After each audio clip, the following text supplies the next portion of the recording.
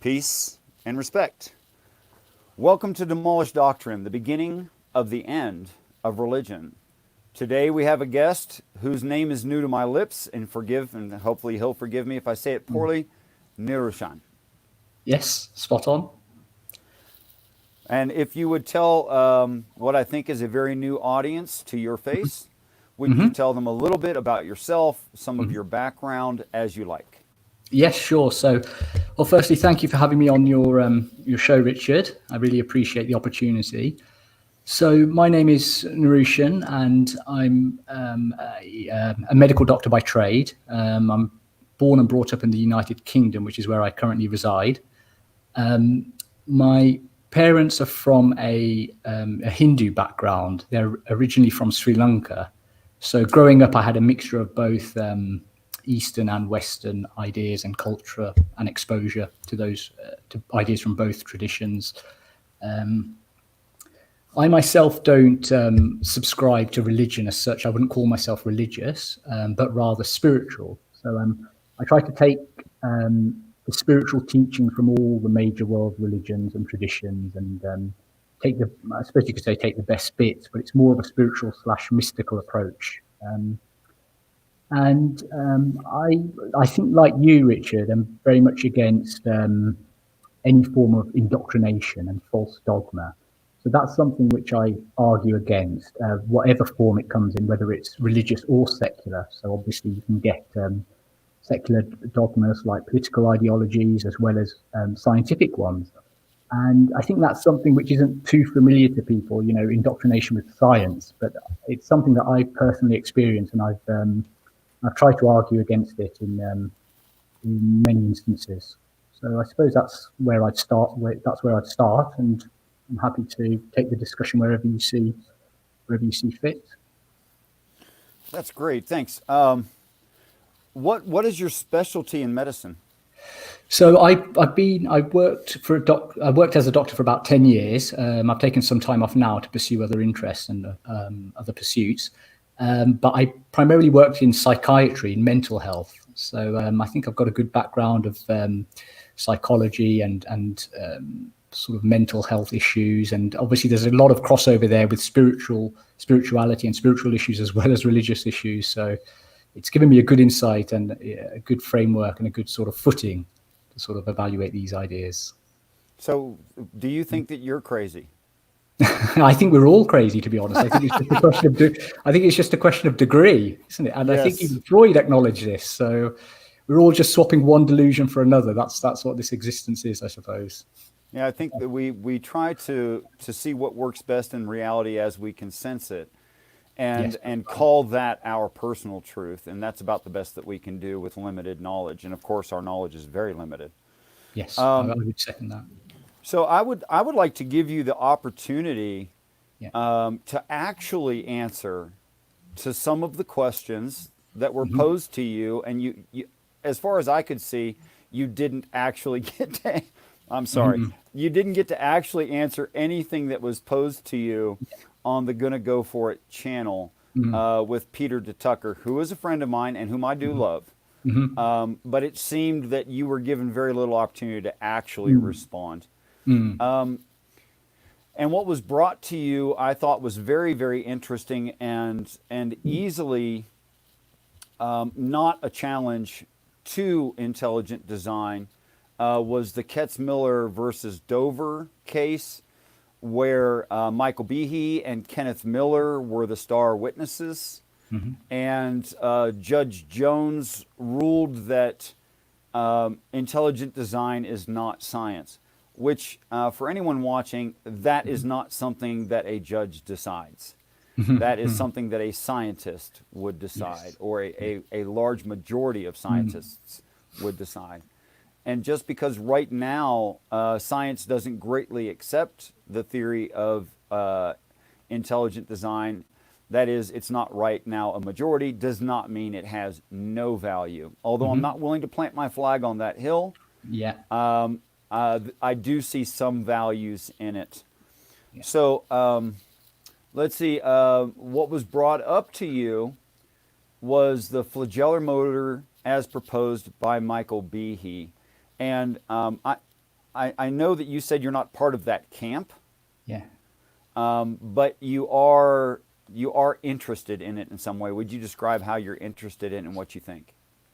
Yeah, so, well, actually, my position is quite nuanced and quite unique in the sense that I'm not actually an advocate for intelligent design being considered and taught as a scientific theory either, because I don't believe it falls under the remit of what science is or what science should be. So matters of an intelligence or an intelligent creator, a supernatural creator, aka God, are not questions which I think can be answered through science, and I don't think they fall under the remit of scientific inquiry. So, I mean, I don't actually, advocate a position on intelligent design or creationism. All I advocate is for good science, and I believe that evolution, or evolutionary theory rather, doesn't meet the remit of good science. I don't think evolutionary theory even falls under the criteria of a scientific theory. So subsequently, I don't think either should be taught in science classrooms in any part of the world.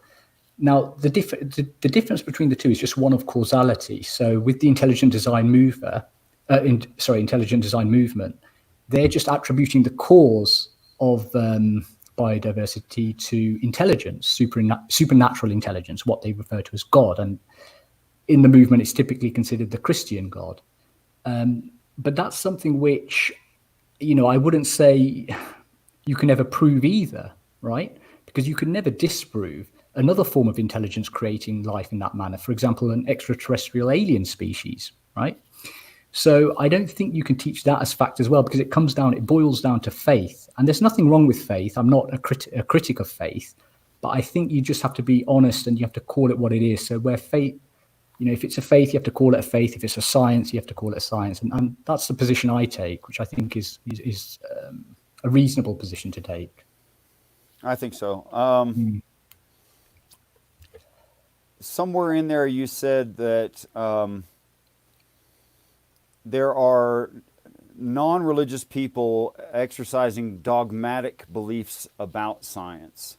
Mm-hmm. And something that I would bring up, and I've run into several times in my life, is the idea that a genetic survey, and Lilith brought this up, the idea that a genetic survey shows that human beings and chimpanzees, and now added to that list bonobo, yes, are very closely related. Mm-hmm. And I wonder if you would speak to that. Sure. So the point I make is that's equivocal, and by that I mean it's of unknown significance. So I don't deny the facts or the data and the observations that evolutionists present. So if they say we're 99% similar to a chimpanzee, I accept that. I've got no problem with that. But what I argue is that doesn't prove relatedness. It doesn't prove direct biological relatedness. And this is a concept which I think has been overlooked in evolutionary theory. So, for example, chimpanzees share a lot of physical similarities with human beings as well, don't we?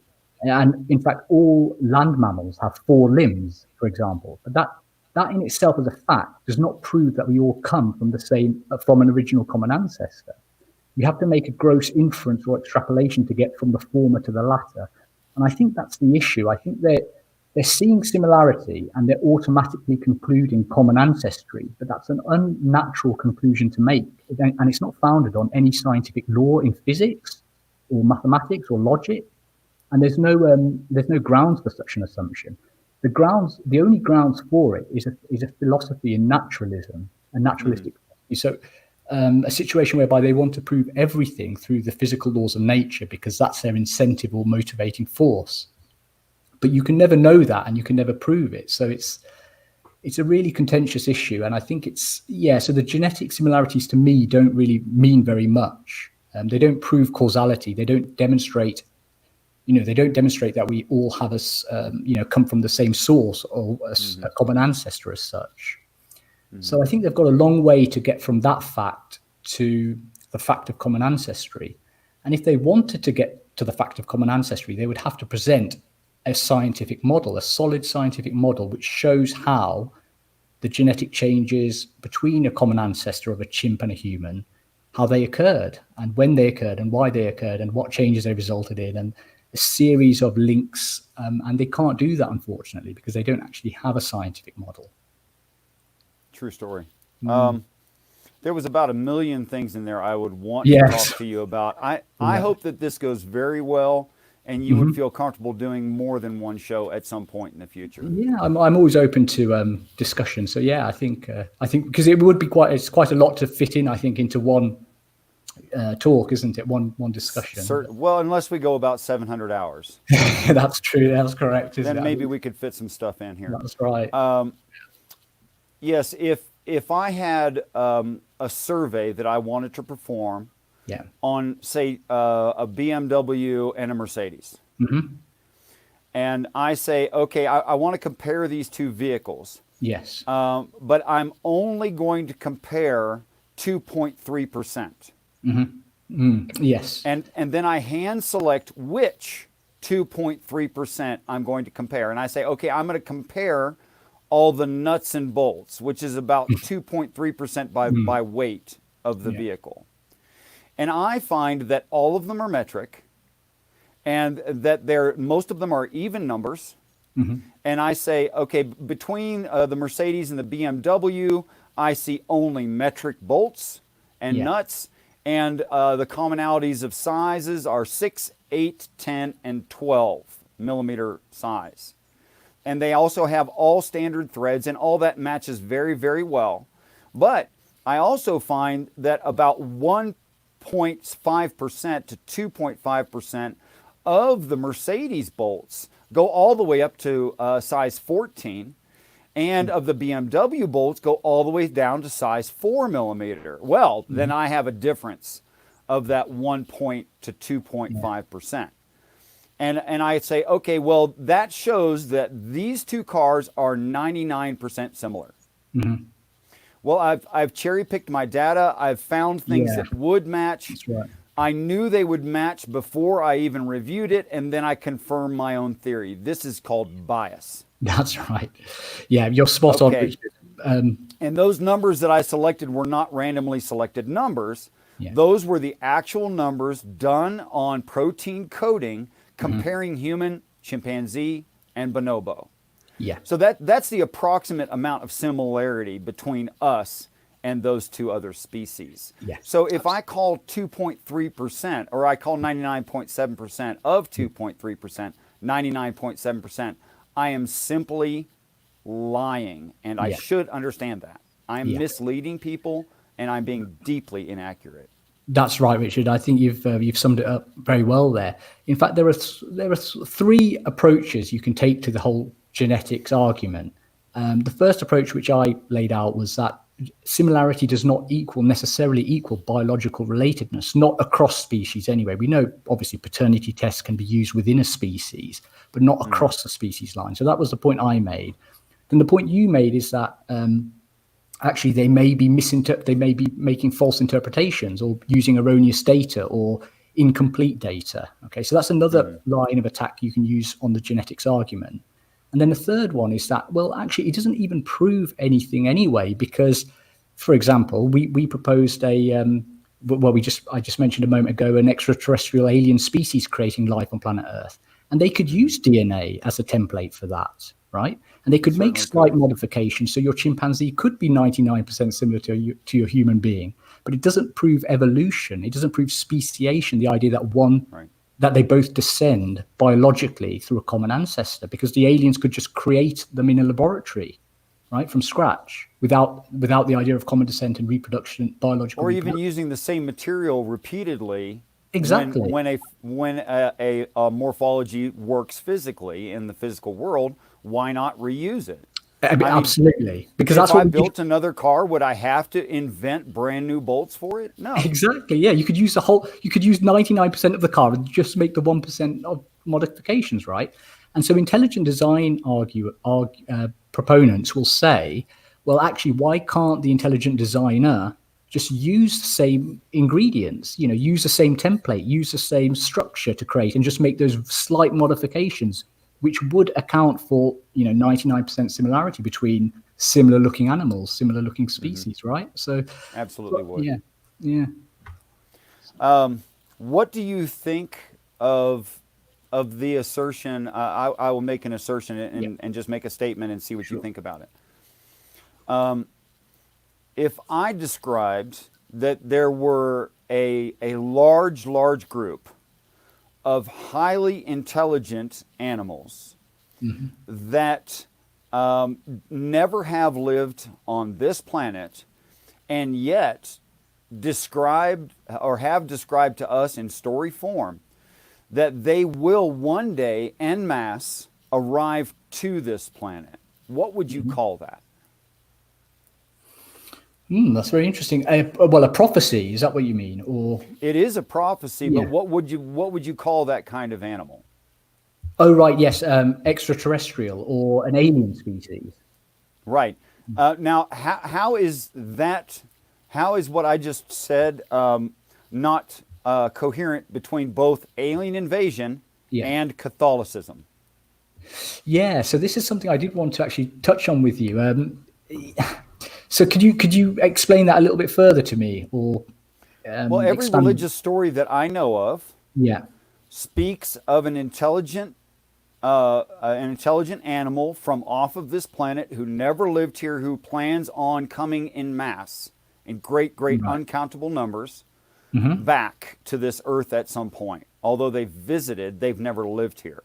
So I could say that's Catholicism or Native American Star Children religion, or I could say it's also Hinduism. I could say a lot.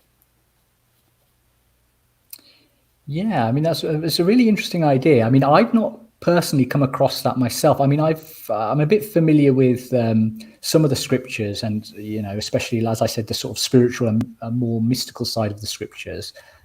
I've not heard of this idea that there was an original group of animals or organisms that. Are they the creators as well? Is that the concept, the idea that they're the Well, I creators? think what's in further detail, I think what's being described is we are literally their genetically restricted, but literally their genetic same. Oh, right, okay. And then they will return at some point in the future. And what is Yeah, that? probably right before we set the atmosphere on fire or something stupid. Yeah, sure, okay. Well, it is an interesting idea. My philosophical or spiritual views are somewhat different. I mean, do you accept the concept of a creator God as such, a Well, cosmic super intelligence, or I would think that my definition of God may be slightly different from any standard. yes? So And so for the general audience, I would give a definition of what God is. From what I understand from religious stories, God is a set of perfect ideals for the human animal. right. And that there are human animals who are exercising those ideals in reality. Just like if you believe that you should pet dogs, you'll go pet dogs. And dogs will be happier because you pet them. And that's just true in reality, but it's a set of ideals that you have, but you're a physical being exercising those ideals. So I would call the first human in the universe perhaps the first Christ. Many would call that being God. I think that's a mistake to call that being God. But calls himself, in at least the Christian text, several names, including Adam, Melchizedek, Moses, Noah, and a few others, as well as Yahweh. Well, isn't there a difference between Adam and Yahweh, or isn't there a difference between these? Isn't a distinction made between the physical human beings that you just described and Yahweh, who is presumed to be the progenitor, as you said, or the original intelligence that creates these If I beings?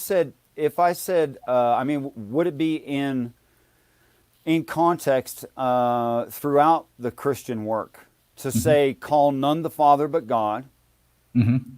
And then if I say Adam is the father of all, that's Call completely none the Father. consistent. Sorry, could you repeat that, Richard? Call none the Father but God, and And Adam is the father of all, and Eve is the mother of all. Oh, right. Okay. No, yeah, I see what you mean. Yeah. Okay. It's just terminology wise, because father is in the Christian tradition is obviously refers to the father. What do you think Jesus was referring to Adam when he said the father? There's a lot of references to that within what Jesus has to say in the text. Yes. Oh, I see. Okay. So we probably differ a little bit on this.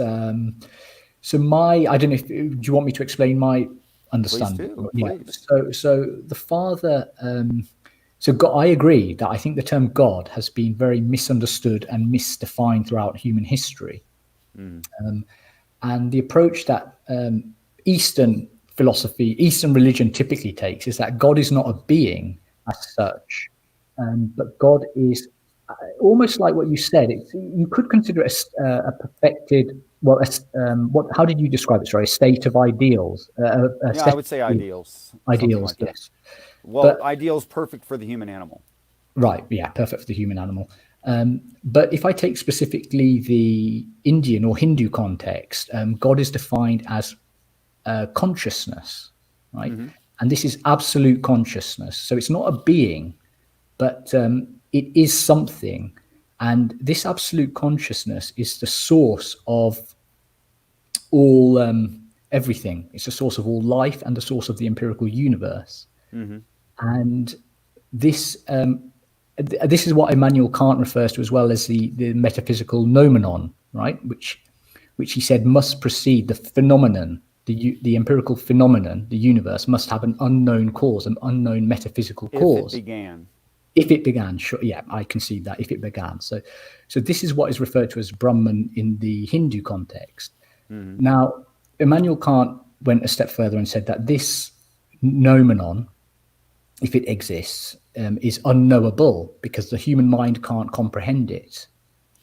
But the Hindu structure says no, it is knowable. It's very much experienceable, and then it gives you the mystical and spiritual teachings in order to experience it and achieve it. And this is what is known as enlightenment or nirvana. And I would argue that all the other traditions have come do the same as well. So even in Christianity, there is a Christian mysticism which says you can experience this divine blessed state. Hmm. And Jesus, I believe, enunciates the path to experiencing this, and he gives you the Believe so. teachings and the way to do this as well. But this has been overlooked by typically by Christianity and churchianity in particular, and it's been missed. This part of the spiritual path has been missed, and they've moved more towards shall we say, rituals and doctrine, church doctrine, and so that's Not that it says in the Bible that they would do that, but it does say in the Bible they would do that. did it. Oh, right, yeah. So it was prophesied as well. That was Yeah, So that was prophesied as well. yeah. Well, even in the Indian and Hindu setting, that has very much happened as well. They've missed this path and they've gone down temple and ritualistic worship and idol Sure. worship, and so this has been missed and overlooked as well, very much there as well. Yes. So where does Brahman come from? So Brahman, he doesn't have a source. He's eternal. So he's immortal, eternal, everlasting. He's the primordial cause and the prime mover. So he always exists. He's the reality, the ultimate reality, they say. So he has no source, no origin. He's unoriginated. Okay, so I'm not highly educated. I'll admit that up front. So I'm spitballing. I'm speaking off my wave cuffs. Yeah. And I would ask for clarity and probably need correction. There in Hinduism, there is a god that emanates from a lotus from the navel of a different god. Which one is that? Yeah, well, the issue is in Hinduism, they've created lots of mythological gods, right? Okay. These have come out from stories, okay, and the idea is that these stories are given to enunciate the greater truths of life, okay. So to be honest, I'm not very familiar with all these mythological gods either. You know, you have some with several arms and some with an elephant head and some, right? But these are all mythological stories. Okay? But the reality, which you will find in the Hindu scriptures, which are the Upanishads and the Bhagavad Gita predominantly. I'm so glad you said that. I've never heard anyone say those words before. Really, yeah, they can be. There's a bit of a mouthful for many people. but these scriptures don't mention any of these mythological gods. They only talk about the ultimate reality, which is Brahman, and the path to Brahman. The mythological gods come from other stories and So you're oral saying these tradition. are actually relatively new creations? I wouldn't say relatively new, because I think they have lasted thousands of years. Like, you mean the mythological gods? Yeah, they have lasted thousands of years, but I think perhaps the worship of them has become more prevalent in recent times. But these were stories designed to inspire people and designed to lead you to the ultimate reality. But what's happened is people have missed the ultimate reality and have started worshipping the stories and the mythological gods. Right? So it's like a finger pointing to the moon, and people aren't looking at the moon. Instead, they're looking at the finger and praising the finger and worshipping the finger. So there's been a sort of misdirection or misidentification with these stories. I'd like to do about 4 hours on just Hinduism and Buddhism sometime. I I'd know. love to. To be honest, I'm no expert in it, but it's a very in-depth. It's one of the most misunderstood religions, I think, because in the West, in particular, are you in America, by the way? Yeah, I am. you're in the States, aren't you? Yeah. Hinduism hasn't really been portrayed very well there. I mean, not many people know much about it. I mean, Buddhism has been portrayed quite accurately and quite well. So a lot of Westerners know something about Buddhism, but Hinduism is a bit more unknown, because it's a very complex area. There's so many scriptures and so many ideas and so many different philosophies that come from it. So it's not very well known amongst non-Hindus, shall we say. The reading frame I've adopted on the Christian text as it applies to other texts, such as, I'm stuck on a word. The god with the elephant head, the prod, and the mouse. Ganesha. Okay, so the story of Ganesha is that there's a mouse that is his partner, and that mouse can fit into very, very small places that no one can fit. Right. And has a prod in his hand, a cattle prod, for moving cattle forward, for getting them to go forward. So literally a prod. And Ganesha knows or has in his belly all of the knowledge of the universe, and even the universe itself, figuratively speaking. So that this, to me, is the same story as Moses from the Christian Bible. Yeah. That the people need prodded forward. They can't do it on their own. They need a guide who has all the knowledge. Yeah. And that guide can go into the smallest places, even closer than your jugular vein, into the deepest recesses of your mind. To me, is the same expression. And I could go into great detail, but I just wanted to stick that teaser out there for a future conversation, possibly. Yeah, that's very interesting. I wasn't actually aware of that, but I have heard there are a lot of comparisons between all the major world religions in these stories, isn't it? You can get a doctorates in comparative religion, I understand. Oh, really? I've never heard of that, but that's yeah. that's really interesting. But do you take these stories as metaphorical then, or do you think they're literal and metaphorical, or just literal? Or That's actually quite a problem. I think that the Judaic reading, and perhaps based on some things that you've said, the Hindu practitioners' reading of the stories, where they look at the finger and forget the moon, is common in Christian. In the Judaic religions, in that they had some kind of a presupposition as to what the story should mean, and when they spoke of it, their translation of it became Judaism and Judaic religions. Yeah. Whereas if I go back to the original meanings, I have trouble extracting Judaic religions out of the text. And I would give you an example. Human beings don't roll. And if the people don't have carts, that is, they have caravans, if they're traveling by dromedaries also don't roll. But the word Philistine means rolling, migratory, like they're migrating by rolling. Yeah. Okay? The name Goliath means exposed at a distance. The word Gath, the town he's from, means to to be to happen during the wine press, or the great wine press, which is Right. colloquially called end times. Okay. So his whole name is, during end times, at a great distance, something will be exposed that is a rolling migratory. That's his whole name. Right. Now, that much better fits a planet Yeah. than a warrior. Yeah. That's a very interesting. Do you have is there a specific planet, or can you link it to a specific moment in astrology? The stone in his forehead, Yeah. the armament of brass and iron Yeah. and steel, and a great shield out front. The greatest shield in our solar system is the moon Ganymede. Okay. That is, it's Jupiter with the storm in his forehead, which the great red eye is presently reorganizing into the forehead of the planet as we speak. Right. Okay. Wow, that's something. Then that's some theory. I mean, so these ideas. I mean, have you sort of interpreted them yourself from the scripture, or have you? Is there a? I wish I could claim that. I wish I was that smart. No. No, they work very, very universally throughout the text. It's coherent within the text and within what are considered to be opposing religions. Yeah. They're not. I believe they're not opposing religions whatsoever. Right. Okay. But it works very coherently and universally, and Yeah. that's why I believe that it's the correct reading.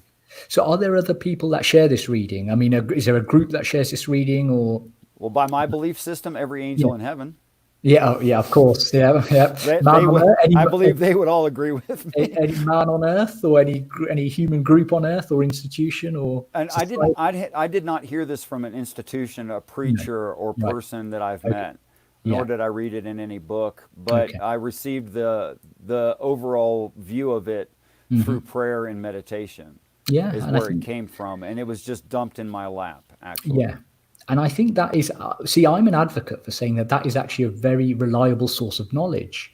Weird, intuition, right? Revelation. I mean, you could call that revelation. Yes, certainly. But unfortunately, I think the Western approach has very much been to eliminate this as a reliable source of knowledge. They say all knowledge has to be empirically testable or verifiable, but it is, or logically deducible. And I think what that's I'm very saying it is logically deducible, verifiable, falsifiable, true in reality, and evidential. Yeah. If a person looks at forensic science and information theory. Right. Okay. Now, information theory requiring, I don't remember who said it. Famous philosopher said that information is habitually associated to conscious mind, and if you break down other than data and Shannon information, which is only about complexity of data, if you go to actual information where there's ideas transferred, if you start tracing back any source of information, you're going to find an intelligent was the source. Yeah. 100% of the time. Yeah. And we see no stretching of that. I would call that a law, a truth of reality. So because I received an information that I had no background in, no knowledge of, and was just simply set before me, and I accept it because I can't disprove it. And should I ever disprove it, I would reject it. That because of that, that it contains information, I accept that it's from a mind, and I know for a fact it was not my mind. But I don't find that mind on the planet anywhere. That's fascinating. And when you say if you could falsify, if it was falsified, you would reject it. I would reject it, of course. What would it take to falsify it? Is there anything that could falsify it? Oh yeah, there's plenty. I mean, plenty. Like me not being an astrophysicist, had I found that there could not be a series in our solar system which could ignite Jupiter as a short-term star. That is, if Jupiter were a solid physical dirt ball and not made of 73% liquid metallic hydrogen, had I found that out, I would have dropped it immediately. That's falsification. But the story requires that Jupiter is ignited on fire. And by the way, all the stories of Jupiter, thousands and thousands of years old before we knew the chemistry of it, require that Jupiter is caught on fire. Right. That's really that's really something then, yeah. So these stories which you interpret in scripture, do you think they are both metaphorical and literal, or just metaphorical? I mean, could they have happened as well? Could there have been an actual David and an actual Goliath, and that incident happened, but it So I think represents I could God's give truth? easily examples of your future. Say I was 30 and you were 10 years old. I could use a lot of your present experience to describe to you what it is to be an adult. But I couldn't use all of just your experience because it doesn't work for that. You can't tell all of the future using the past. Yeah. So because of that, these stories contain some historic events and some made up historic events Yeah. to tell of the future. Whether or not those things happened in the past, I think are not nearly as important as a huge alien invasion of human beings arriving to the planet. That would be a lot more important than the historicity. Yeah. And you see, I think we actually agree a lot there, because I take the same approach. I think that many of these stories may be literal, especially the stories in the Bible. Even many of the stories, for example, that come out of the Indian tradition in the Bhagavad Gita, the Mahabharata episode, which is where Krishna is giving a teaching. A lot of those stories are said to have actually happened. They're literal. But simultaneously, a metaphorical truth comes out of them, a great metaphorical truth, which represents a higher aspect of reality. But you're right. I don't think there shouldn't be importance on whether it's true or not. One shouldn't waste their time really worrying about that, because that's, you'll never know, essentially, right? But you should focus on I think the metaphorical aspect, or the higher truth that comes out of it. And I think a classic example of this is you see in Christianity today. It's so important for Christians to believe in the physical resurrection of Christ, right? I mean, that's the cornerstone of their doctrine and their religion. But actually, I mean, I would, from my understanding, there is actually a much greater metaphorical and spiritual truth to that incident, the resurrection, the physical resurrection of Christ, and it represents something much more important. So whether he actually was crucified and resurrected is secondary, or it's inconsequential, because it's the idea that actually it's a spiritual crucifixion or spiritual resurrection. So yeah, there's a greater metaphorical truth which often gets missed, and I think that's the case with many of the stories in all religious traditions. I would certainly agree with you that I have believed things and later found out they were not so. Right. That is, I assigned value to a lie. Yes. And when I find out that it's not true and I devalue it, the person that I am has changed. Right, yeah. And now that I am changed and all of my experiences and learning change me, then I can easily say that the old man is dead, and that I am circumcised of that belief. I would assume that most people in the audience and yourself are presently circumcised of the idea of Santa Claus. That's right, yeah.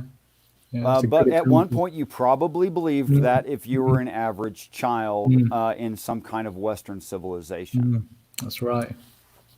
But you have become circumcised, and the child is dead, and you live on.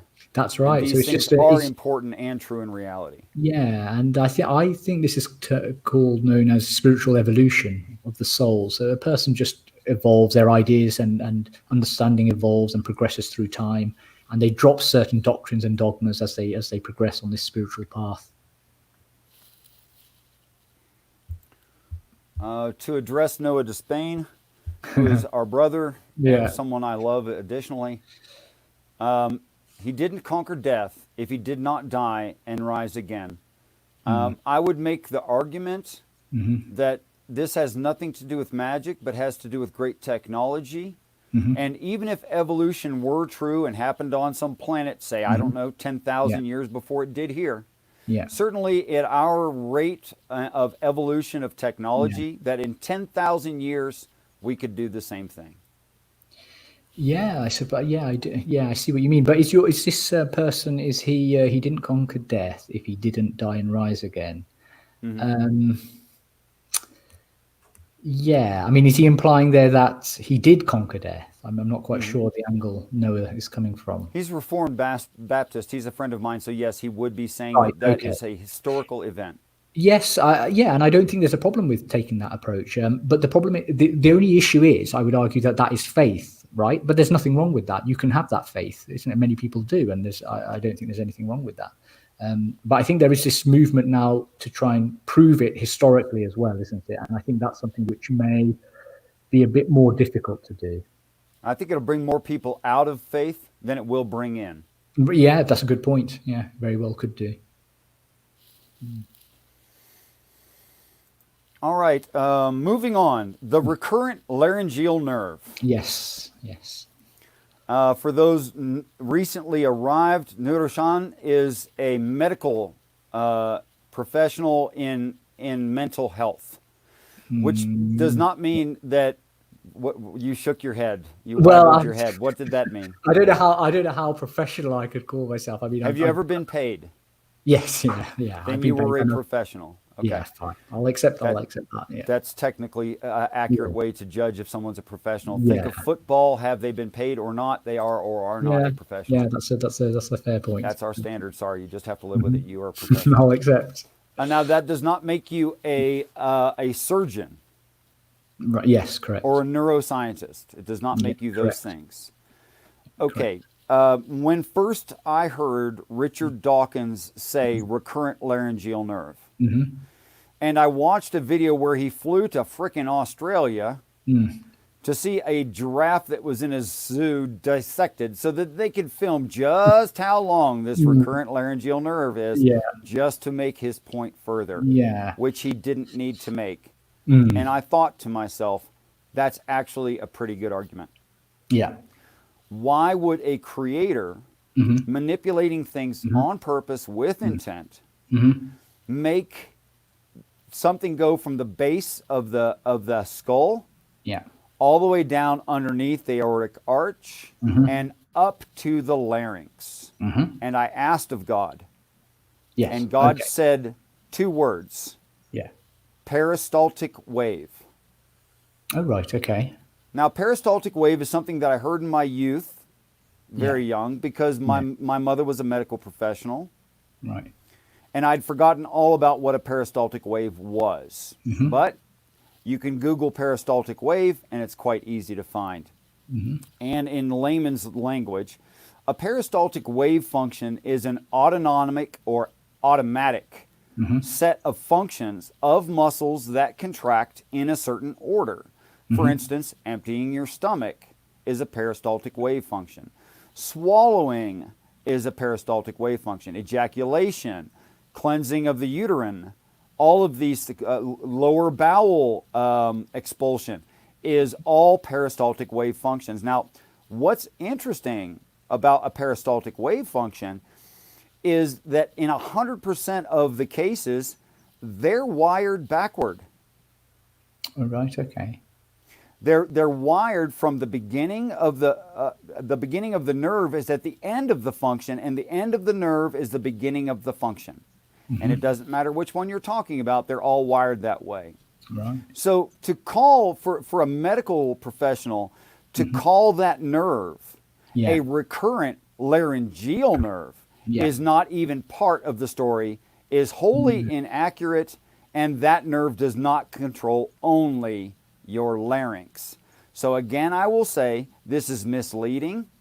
This is basically dishonest from someone who should know better. And even a layman like myself can figure it out. Yeah, and I think that's a fantastic point you've just made, Richard. The issue is, with many of these arguments, firstly, they're arguments against design. They're not arguments for evolution. And this is a false dichotomy situation, right? Because even if you say, oh, an intelligent designer wouldn't do it this way, that doesn't necessarily mean evolution did it, right? That would be a false, that's a false conclusion. It doesn't logically follow, because there is still a burden of proof you have to meet to prove that evolution did it. That's the first point I'd make. Second point is, who said it was an intelligent designer? It could be an unintelligent designer or an incompetent designer, right? That's another argument you could use, but it still doesn't prove evolution did it. How about a silly designer doing it for silly fun? Designer, absolutely, a silly designer too. But the third point, which I think you've touched on, which is brilliant, the way you've touched on it brilliantly, is that because of our limited understanding, our limited intelligence, our limited comprehension, we often think, we look at things which we don't understand and say they're mistakes or they're redundant. So, for example, the appendix was considered redundant and useless. The wings of an Until ostrich recently. until recently, the wings of an ostrich were considered redundant, but they've actually now been shown to aid in ground in running on the ground. And similarly, like what you just said with the left recurrent laryngeal nerve, perhaps, yeah, exactly. I think you've given a very reasonable account for why it is structured that way. And it's only our limited understanding that makes us conclude it's bad design, whereas it may very well not be. On a personal note, on the recurrent laryngeal nerve, I have noticed that if I think too much about swallowing, I'll mess it up. Yeah, yes, it's a very good point. Yeah. Now, if I think too much, if I just put it to the back of my mouth and force it back with my tongue, all the rest of it happens automatically. But I can actually mess up the process and choke myself if I'm distracted or thinking too much about it. Yeah. And I have to wonder, since there seems to me a slight delay, and the delay varies between when I put it in my throat and when the swallowing occurs, I wonder if it might be timed to the heartbeat. Very well could be. Yeah, you're right. I think that's a reasonable conclusion. A lot of these functions, which are automatic, like blinking, for example, you don't think to blink, do you? I do now. Thanks a lot. Yeah, I mentioned it. Breathing. A lot of them are a little mysterious, right? I agree with you, and they are linked. This concept, I don't know if you've heard of this concept of prana in Indian philosophy, right? So prana is related to this sort of, even in Western philosophy, the concept of prana has been suggested, and they call it vitalism. So vitalism is the idea that there is this energy force within you, which causes you to breathe, which causes your circulation to flow, and you're not in full conscious control of it. Well, obviously, you're not in any conscious control of your circulation. Right. And actually, it was an American physician, I think his name was John Harvey Kellogg, who was the founder of Kellogg's cereals, and he expounded this point. He said, well, look, when my fist contracts, right, my will causes it to contract, right? But when my heart beats, there's no will causing my heart to beat. My heart continues to beat when I'm fast asleep. Right? There's no conscious will that's causing it. So what is that force? He asked, what is that force that causes it to continue beating and all these processes within my physical system to continue functioning? And he then went on to say this must be a vital force, and he called it the spirit of God. But I mean, Western philosophy will say this is called vitalism. There's this vital energy which is within you, and it causes all these functions to happen. And does that sort of touch on what you've just explained, do you think, with the automatic swallowing function and how these functions can happen in a somewhat mysterious and unknown and unexplained manner, which is not a great question. Yeah. And I have to say something I have not deeply considered. Yeah. I mean, it's I try to consider all things, but I am only since 2012 thinking about these things, so I'm relatively young. Vitalism, or prana, or probably comparatively instinct. They would say instinct or subconscious functions. Yeah, that's right. Autonomic subconscious functions, I guess, would be the third way to say that in these cultures. Here's the thing. In my experience, and I can only speak to my own experience, I was, and this is going to sound terribly unrelated, but I promise you it comes back around. I was eating an Oreo cookie the other day, and I thought to myself, perhaps 1,000 times in my life, I have heard of this other company that produces a similar cookie. I'm not going to say it right now. And I thought, what is the name of that cookie? But immediately I said to myself, I'm going to refuse all help. I'm going to use my memory and my memory alone. And I'm going to remember the name of that cookie, which I've seen probably 1,000 times. I've consumed the cookie. I've seen it printed on the cookie. I have pictures in my head and plenty of them, and other people referring to the cookie. But I refused help. Now, for the next 8 or 10 hours or whatever until I went to sleep, I could not remember the name of that darned cookie. So I woke up the next day, still bent on refusing help, but actually remembering. I wasn't going to Google it. I wasn't going to I wasn't going to ask another person. I wasn't going to pray. I just refused all help. And for the rest of that day, I held out. My will was strong enough that I kept refusing help until about 9 o'clock at night, where I just didn't have the will anymore. I could not keep refusing help. And I finally bent, and I put out to God. I put out of myself the question, what was the name of that Hydrox? That quick. That quick. And I wondered just how stupid I am. And I wondered just how much am I depending on prayer and meditation for simple and everyday things that I take for granted. Because I promise you, on most things in that kind of a situation where it's not right here in front of me, I simply can't remember. I think that's fascinating. I think that's a fascinating story. And actually, I think I think we've probably all experienced something similar, right? Of course we have, but I'm trying to point it out. I know. I think you've done a great job of pointing it out, because it makes me think actually as well that a lot of we like to think, don't we, that we are that all our intelligence comes from us. It's down to us, isn't it? All our knowledge, all our ideas, everything is down to us, and we deduce everything and rationalize everything. But actually, you're right. There is this sort of, many people will testify that they have this sort of there's a hidden help within them, which can trigger, isn't it? Which can trigger ideas and trigger memories and help people, isn't it? Work things out, calculate things. And that's something which is never given any credence to, especially in current thought. But I think you're right. It is a very important factor. And if you think about it, all creativity has to come from somewhere, right? So even the scientific methodology, it's all about, it's all empiricism. It's all, you create a hypothesis, and you test it, and you falsify it, and you verify it. But really, there has to be a human mind which starts with an idea.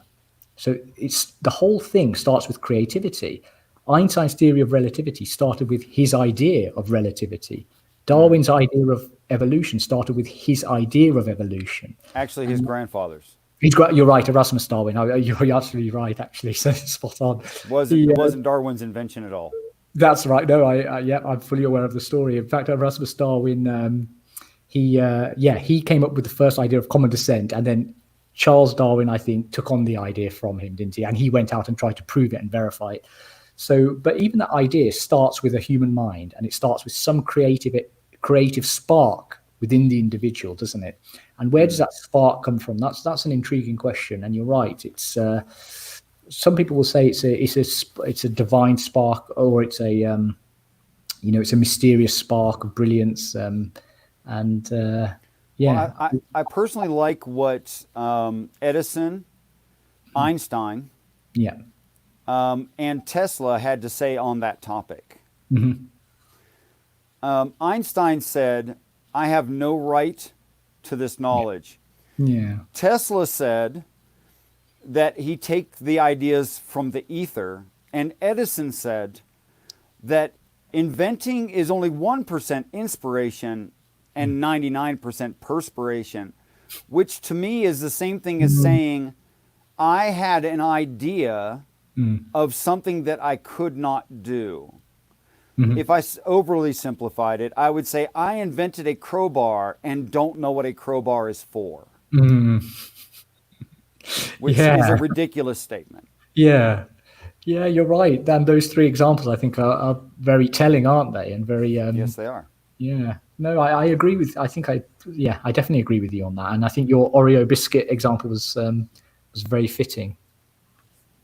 Yeah. So the reason I pointed out the Oreo story, the Oreo Hydrox story, is to say that a person has been praying their whole life, receiving actual usable information from a mind which is not their own, And they're so habitually doing it, they don't realize they're doing it. So I would recommend to people an exercise that requires no faith, no relationship with God that you have to exercise, and go and see if when that happens, if you can use just your memory. I would postulate that you're going to have somewhere between 15 and 25% failures. Yeah. I mean, that's a fascinating test that a person can do on themselves. You're right. And you touched on prayer and meditation there, and it's very interesting because sorry if I'm sort of moving off topic a little bit, but we can always come back. But I just wanted to get your opinion or your ideas on something, which is that one of the issues with the modern scientific paradigm is that it's based purely on naturalism. So any ideas of supernaturalistic ideas are sort of swept aside, and they're always dismissed. They're not entertained by the institution.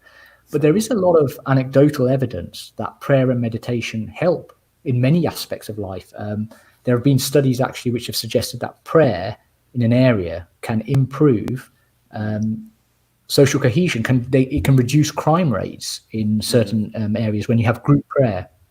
And they've obviously they've verified these results and found them to be statistically significant. Now that's something which science should really embrace, isn't it? And they should work with these ideas. Well, they have embraced it. Well, they just won't admit they've embraced it. Okay, I'll give you an example of how they embraced it. You are right. You are right. If I have a medical trial of a new pharmaceutical, I will have a percentage of patients that it's supposed to help. I'll have a large group as possible, of patients that this kind of medication should help. Some of the people I will give the medication to. Some of the people will receive no medication at all. That's a control group. But there's a third kind of group that has to be performed, where science has fully accepted that it will be part of the trial. It's called the placebo group. Yeah. That's right. Yeah. Why is there a placebo group? As a control. Yeah. Well, the placebo group is given a starch pill that doesn't have the pharmaceutical in it. Yes. And will have an increased benefit for having taken a pill of starch and sugar. Yes. Yeah. The placebo effect. Why? Yes. And okay. So why is there a placebo effect, or why is it given? Do you mean in the trial? Why does it exist? And if we can say why it exists, it becomes obvious why it has to be part of the trial. Yeah, so obviously they do it to make sure that the drug is effective. So obviously if the drug in question is more effective than the placebo, they know there is a benefit to the actual pharmacological agent. Although even then they don't 100% know, because it could be for other factors. For example, the actual drug could be causing side effects, which the person then becomes aware of, which they then realize, I am on a real drug. And then that psychologically, that can actually cause the response. So you can never eliminate it completely. But the placebo effect, So the placebo, that's the reason the placebo is given. But why does it have that effect? Lots of psychological studies have tried to assess this, haven't they? And they've not really had much luck, and they can't really come up with a good answer to why this placebo effect exists. Because studies have even shown, when they study the placebo effect and they tell people it's a placebo, it still has the effect. Right. So it's really mysterious. And I mean, do you have I'm guessing you have a reasonable explanation on this, or you've thought about it? I think statistically, it's very, very similar. Yeah. The improvement in a person due to meditation or prayer, yeah, and the placebo effect, they're very comparative. Right. Okay. But I think the secular person, because of their presuppositions, have the equation backward. Yeah, I see. Yeah. That the placebo effect is causing people to receive help in prayer. The placebo effect is causing people to repeat that last sentence, sorry? It's making them open to God's intervention. Oh, I see. Not the other way around. Yeah, I see. I think that would make sense as well, wouldn't it? So it depends on how you look at it. Yeah, it depends on how you look at it. But when you say the placebo effect is the same efficacy as prayer, do you mean are you sort implying that prayer is, or shall we say that it's a psychological benefit to the individual rather than a, shall we say, a mysterious or metaphysical? Well, I would give three different examples of that, actually. Right. If I'm told that I'm loved by someone, my life will be better. Yeah. Now that's 100% not physical, but I'll be happier. Yeah. So sorry, say that again. If you're told by someone that you're, If someone told me they loved me, oh right, yeah, okay, yeah, whether that's a mother or a sibling or a lover or what have you, that in real ways improves my life, although it's not physical at all. Okay. The second example I would give is the health of the body is greatly diminished or enhanced by the health of the mind, not the brain, but the mind. yes. That Yeah, is to say, there's real physical benefit and detriment to being happy, for instance. So the person says that they love me, I am happier, and by default, I'm less stressed, my body deals with reality better, and I get physically healthier because someone loved me. Yeah, I agree. The difference, the third option, I think, is physical chemical predeterminism. Yeah, okay. That when we say chemicals determine the body, but those chemicals come from the mind, and emotions are a result of the chemicals of the mind, I think we have that in reverse order. Right. That the emotions are causing the mind to produce chemicals, not the other way around. I would agree with you on that. I think that's right. Yeah. Yeah. So that being the only third option, I would say that's just incoherent within the physical reality of the mind, brain, body relationship. Yeah, I agree. I think you've touched on some fascinating points there. But are you saying? But one thing you didn't touch on is whether prayer or meditation can affect external reality. I don't know if you That's have. because we're having a lot of fun and we moved on before I got to say it. Yeah. No, that's fine. I think that is a very complex. That's a very. I was going to say it. Right. Okay. So, in the physical reality that is my fleshly body, and let's see, what year is this? It's 2012, 2012 to 2020. So approximately 6.5, 7 years into my prayer life. My feet are very, very warm feet. And historically, I have circulation problems in my feet. I can show that through military documentation. I was in the Army. Right. Also in military documentation is that I have flat feet. Okay. I've had flat Same. feet my entire life. Yeah. I remember being a child and seeing other child's footprints, and mine was an odd-shaped triangle, and theirs had an arch, and I simply did not. But at age 51, and I don't know of any exercises, and I don't know of any surgery, and I had no surgery, and I can prove that. At 51 years of age, standing on a piece of concrete to keep my feet cool, which was not this way when I was 50. Because I've been standing on cool concrete because I enjoy it. But when you lift up your foot off of concrete, there's a moisture relief there where you can see the shape of your foot. But last year, on a fairly cold day, stood on concrete and realized the arch of my foot was not cold, when the whole rest of my life it had been. And that surprised me. And I picked up my foot to see a very human-looking footprint, which was not triangular. That's an interesting. Yeah. And what do you put it down to? How do you explain that? I didn't have an arch. I do have an arch. I don't know how to correct a flat foot. Yeah. And I had no surgery. Yeah. And I didn't want arches. I never thought about it. Yeah. So, I mean, Oh, and I didn't have a car accident or break both my feet. Nothing like that. So even there are reported cases, aren't there, of miracle cures, which modern medicine can't explain, cancers and tumors just spontaneously regressing and disappearing. But again, these aren't really studied extensively, not by the modern scientific establishment anyway. Well, I wonder why that is. Yeah, well, precisely because it doesn't fit in with their paradigm. So even your story, I mean, and the thing is, this is the attitude now. Your story, I can listen to your story with your feet arches and accept it. I mean, I don't know one way or the other. I'm what's the word? Ambivalent on it or agnostic on it. I don't, but it's credible. I mean, your story is believable to me. I have siblings who know. Yeah, exactly. Have personally experienced that in their lives concerning me. Oh, right. They testify. Like they were there when I was flat-footed, and they're present when I'm not flat-footed. They know that. Yeah. But the general, what I find is the general attitude amongst people these days, especially in sort of our societies, is that they would dismiss your story, wouldn't they? They would try and explain it away through some naturalistic method. And I've had them try.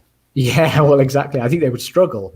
And then if they did struggle, and if they continued to struggle and couldn't explain it, then they would just forget about it, really. They wouldn't talk about it anymore. And I think that's what we see with medical miracles and spontaneous healing and even out-of-body experiences. I think there's a lot of studies or a lot of case studies for that. There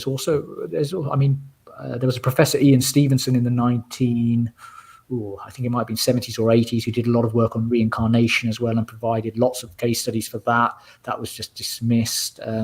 So it's not given any credibility, really, these cases. But, I think people should keep an open mind, shouldn't they? And, there are lots of things we don't know. It's so funny. What you described is exactly what Eric Murphy did to me when I told him that story. Eric Murphy being a very invested atheist. Yes. Yeah. That is, it's his money that he is an atheist. Right. Yeah. And he's not going to give that up easily. Yeah.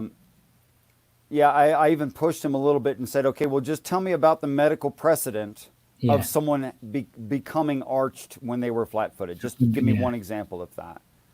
Yeah. That is something that cannot be considered.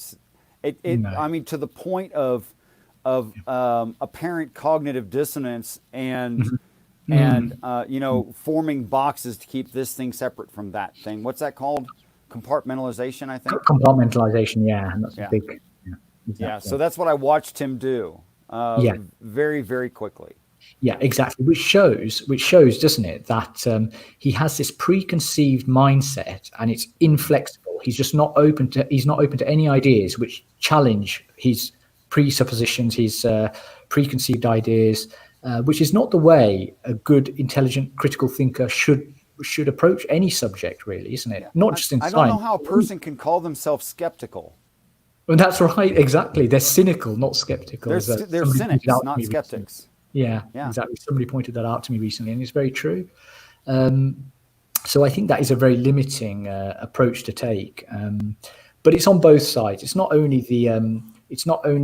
the secularist or the scientist that do it. It's also the religionist and the theist, as I'm sure you've encountered, because your approach is your own unique approach where you've sort of critically analyze things for yourself. But most people will compartmentalize, won't they, and fall into a typical religious doctrine, and then they become very close-minded and won't consider other possibilities. And it's very difficult to get them to shift their ideals or their attitudes.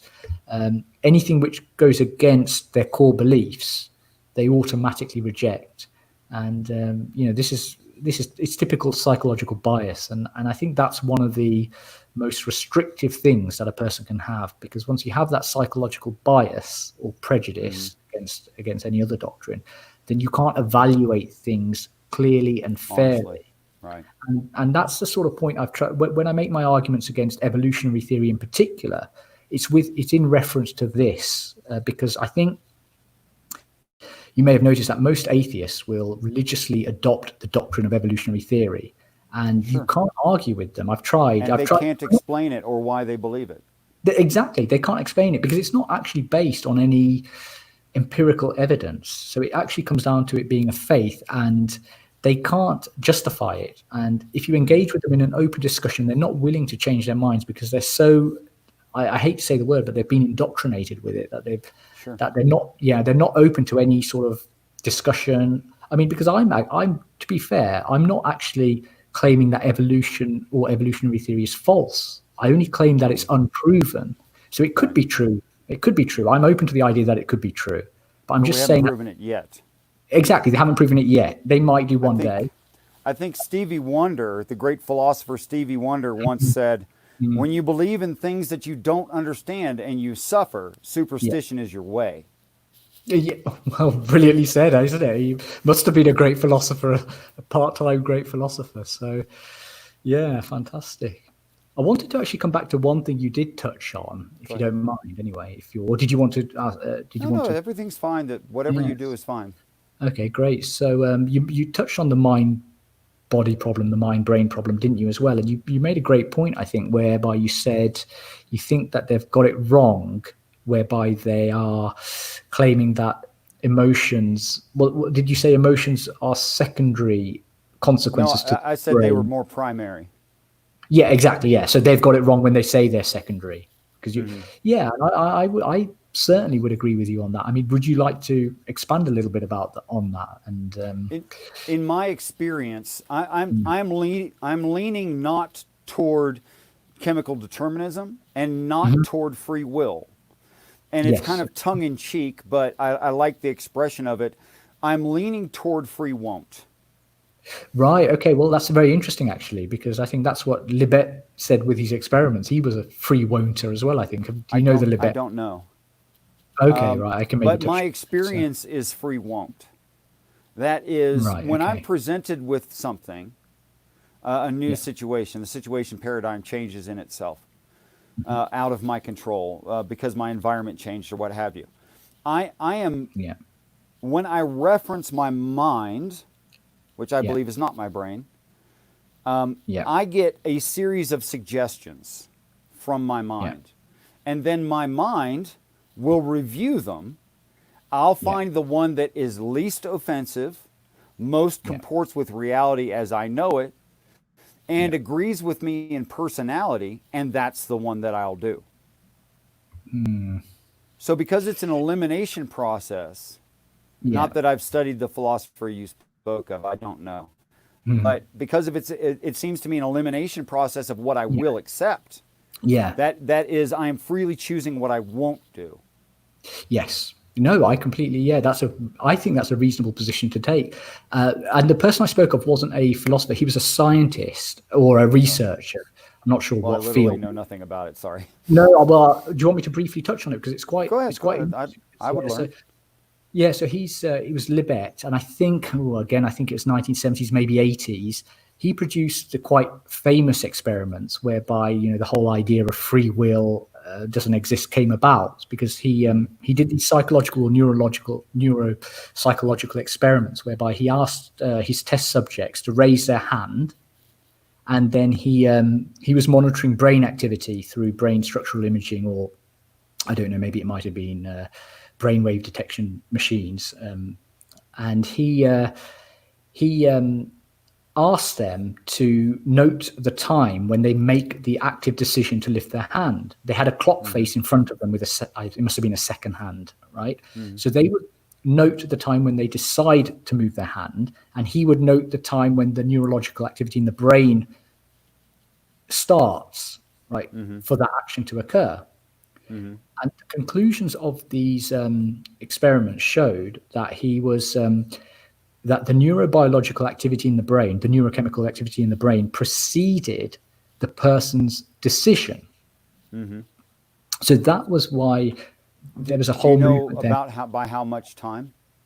Well, this was the issue. So a lot of criticism came up afterwards because the times were so variable. Sometimes it was just a split second, but sometimes the neurobiological activity would precede it for multiple seconds, even up to 10 seconds. So they said this can't be right. Why not? So that's why. Because you wouldn't have a situation. Well, you're right, I suppose, but they said it was so far in advance that it wouldn't account for a decision. Unless it wasn't from them at all. Well, that's one possibility. Yeah, they didn't consider that because they were looking at it from a sort of naturalistic model of brain activity causing action, or mind decision, the subjective decision causing the action. So it was only those two possibilities they were evaluating. But you're right, you've touched on something there very profound, because it could have been a third option, couldn't it, which they didn't even consider. But the point is, the conclusions from these results, these tests, were that, well, actually, the person doesn't make any decision. Everything is neurochemical in the brain, right? Mm-hmm. So, That's and what the they said, free yeah. will idea, and the free will idea, the idea of free will is just an it's a secondary byproduct, an inconsequential byproduct. It arises after the action has happened and the person thinks they've done the action, but they actually haven't. It's all neurochemistry or neurobiology, whatever. Mm-hmm. But like I said, a lot of criticisms came following this. One of them being the fact that the evidence wasn't, it could be interpreted differently. It wasn't that conclusive, right? Mm-hmm. But the other criticism that I quite clearly see, and I think you might agree with me on this, is that the person is only this is only the person's decision to act, right? But there might be a forethought to that decision to act, or a subconscious trigger, right, to act. Mm-hmm. Okay, which precedes the neurobiological change. And then after that, the person thinks, oh, I've done it. But there might be a lag, do you see? So there might be a lag between the desire to act, or the person's forethought to act, and their active acknowledgement of when they are acting. So you can't eliminate free will there, or free won't, as you say. Right. So I think that's a big limitation of the study. I think it'd be interesting to see if the people who had lengths of time greater than average were also slow listeners. Yeah, absolutely. Yeah, there could be multiple psychological factors involved in that, and there could be a difference in there could be a difference in their mindset. But Libet himself, the producer of these experiments, he came up to a similar conclusion to you. He said, well, this doesn't really eliminate free will, because he still believed there was a free won't. So he said, even when this action is called an action potential, when the neurobiological change is happening in the brain preceding the action, he said during this time, a person can still activate a free won't and stop themselves acting on the urge. So he said there is always an element of of choice in the whether a person acts or doesn't act. Yeah, they could always in the middle of the experiment go, I'm done. I'm not doing any more of this. Well, exactly. Yeah, exactly. So I think but so you're right. The experiment has severe limitations, but I think a lot of these hard determinists and materialists and physicalists jumped on the results because it fitted their paradigm. Yeah, it fitted their paradigm. So they said, well, look, we've proved now that there is no mind, there is no free will. Everything is just a product of the brain. So we're all just brains, essentially. And it's all physical processes, neurochemical processes that determine all our actions. It's hard determinism, essentially, is what they're saying. So there is no free will. But like you said, I think they're viewing the experiments with their preconceived bias and through a lens which, leads to only their desired outcome. The genius of Charles Darwin in chapter 6 of The Origin of Species, which does not describe the origin of species. Yeah. It doesn't. Was that he preemptively addressed an objection when he said, if my theory is correct, then I'm nothing more than an evolved ape. And why would you believe the ramblings of a monkey? Yeah. So in like mindset, I have to ask of Daniel Dennett, were you conscious when you wrote that you're not conscious? And if you weren't conscious, why should I believe you? Yes. And if you are conscious, you're a liar. Okay, Yeah. so either way, I have no cause to think that you're reputable in any way, having made the statement. Yeah, I couldn't agree with you more. I think it's a very difficult model to subscribe to because I think it has a lot of shortcomings and a lot of problems arise from it. They can make a case for it, but I think it's a very flimsy case.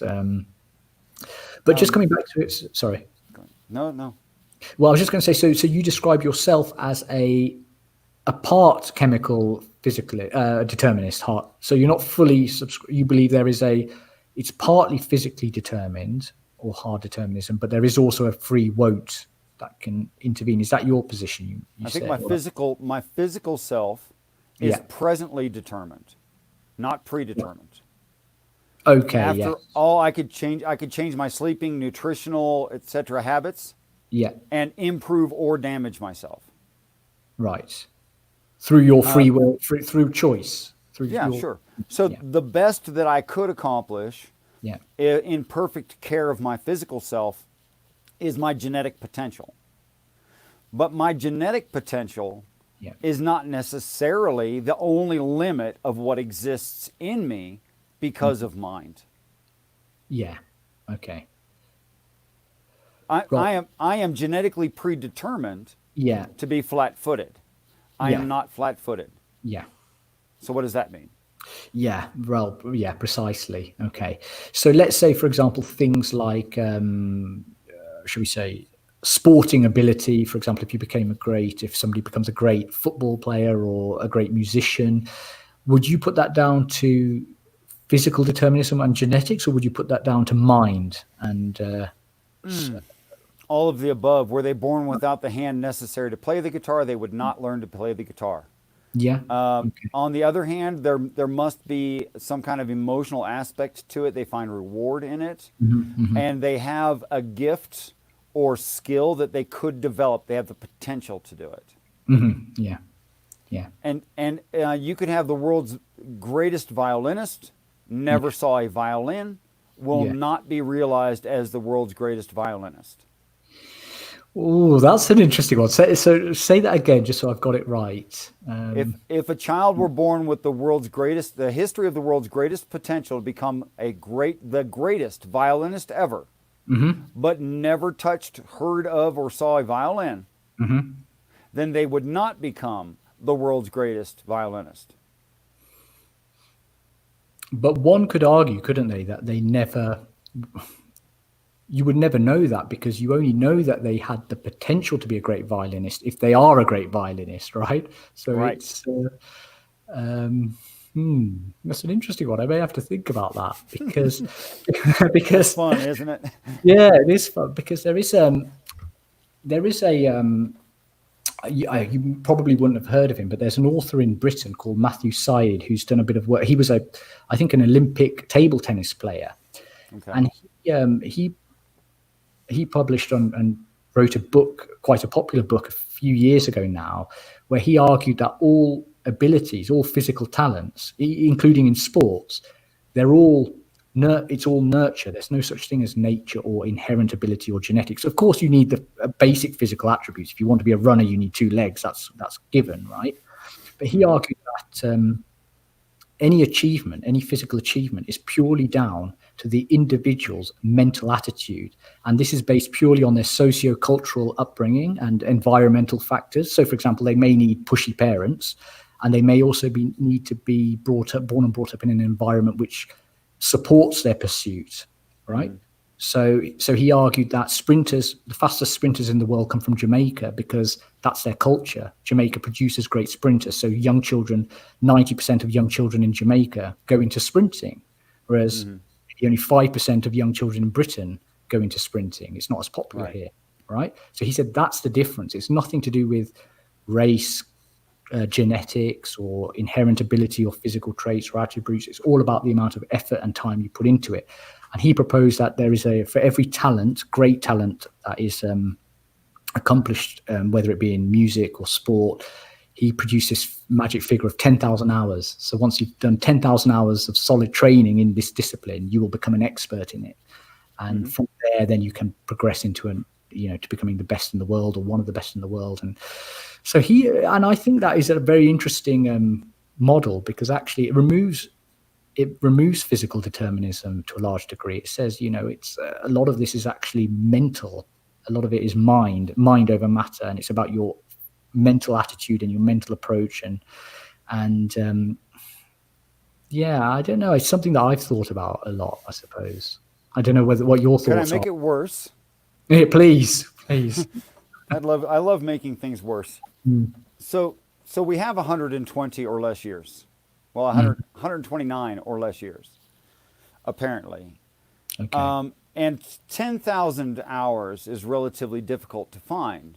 With working, you pretty much you need full-time support from other sources so that you can devote 10,000 hours to something. But what if you live 10,000 years? So it doesn't surprise me that the angels are experts in just everything. Yeah. Yeah, that is an interesting twist, actually. Yeah. Yeah, because I can actually see where you're going with that, because it's all about experience, isn't it? And they have much more experience than others, so that would fit. Yeah, I don't disagree. Okay, so I'm gonna make a note to have you on at least 10 more times. All right, But thank you but very much. for today, I Yeah, think we should wrap it up. sure. If anyone in the listening audience who has bothered to sign in would like to make a challenge, question, comment Yeah, of Nirushan or myself, yeah, he's pretty much agreed to that, loosely at least. yeah. No, I have. Yeah, that's absolutely fine. I'm more than happy to Thank you. try and answer any questions. So if any of you want to do something in the side chat presently, and I do apologize that right now I can only see what comes up from the side chat in Yeah. StreamYard, which is not 100% of the side chat. So Oh, if I right. can't read yours, I apologize. It's just a restriction that I have right now. Equipment problems.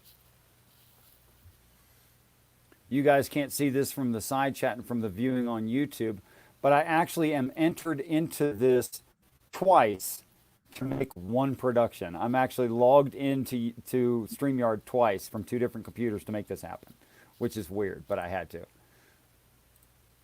Okay. All right.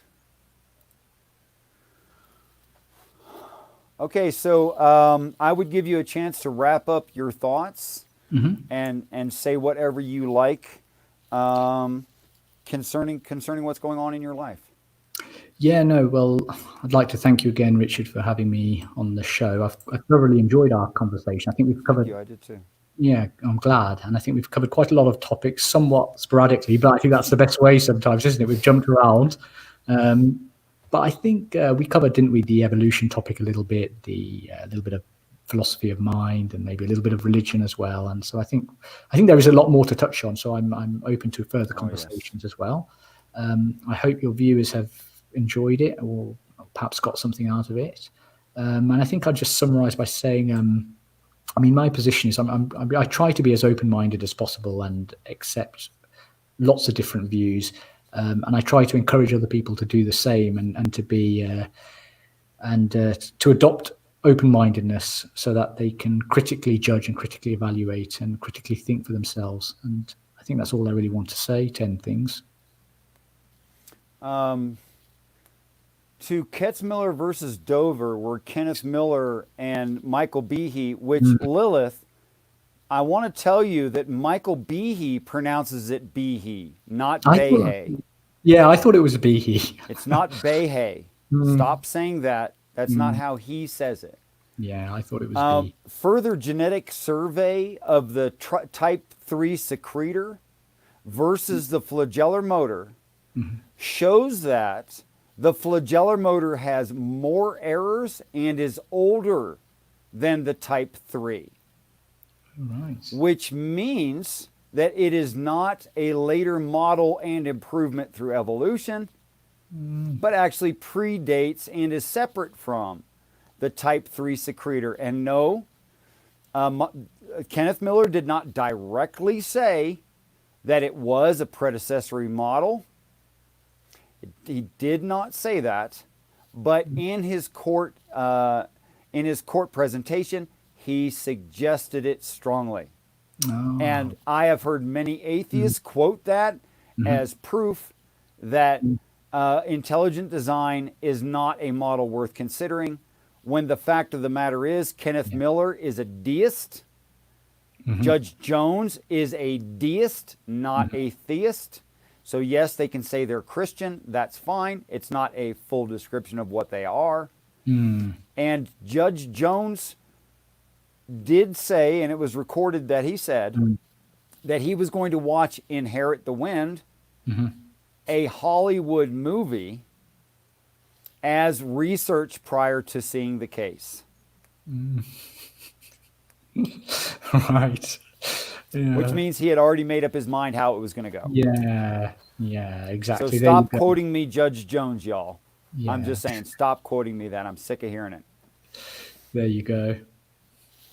Well, I've given the audience plenty of time. I'd like to thank you again. Yeah. You are as brilliant as I hoped you might be. Oh, well, And I appreciate you very, very much. And I thank you, my brother.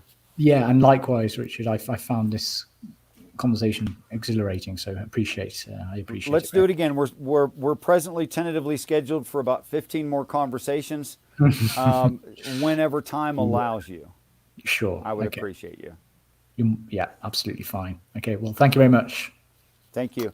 I require that the guest hit that red circle with the white X in it and kick themselves out. That way I feel assured they said whatever they liked. Fine. Okay, I will do that right now. Thank you very much. Well, guys, that's the end of the show. I certainly hope you enjoyed it half as much as I did, made it well worth your time. Peace and respect to you all. I want you all to know that I very much do look forward to the day that we're all great friends. Until next time.